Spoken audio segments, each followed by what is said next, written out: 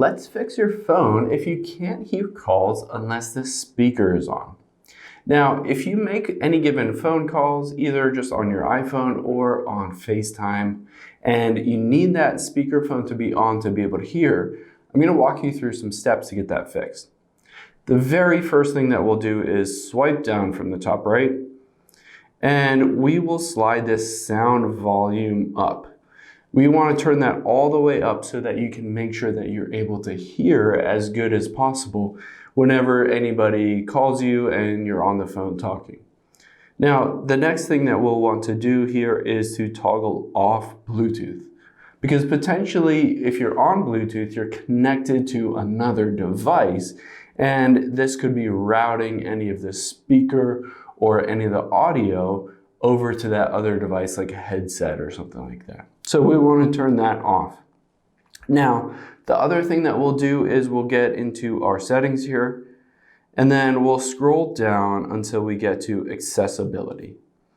And we're going to do a few different things on here. We're going to tap on touch, and then you can see if I scroll down, it says call audio routing. I want to tap on that and make sure that's not set to speaker or Bluetooth headset.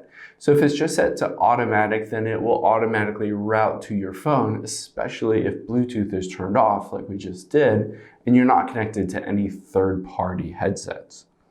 So make sure that's set to automatic. We'll go back here and we'll scroll down until we get to audio visual.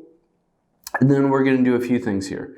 We're going to scroll down and you can see noise cancellation. If we turn that off, this sometimes helps to be able to hear better. That phone noise cancellation, if you're in a busy area, will try to drown out all of that background noise, which will mean it has a hard time picking up your voice as well.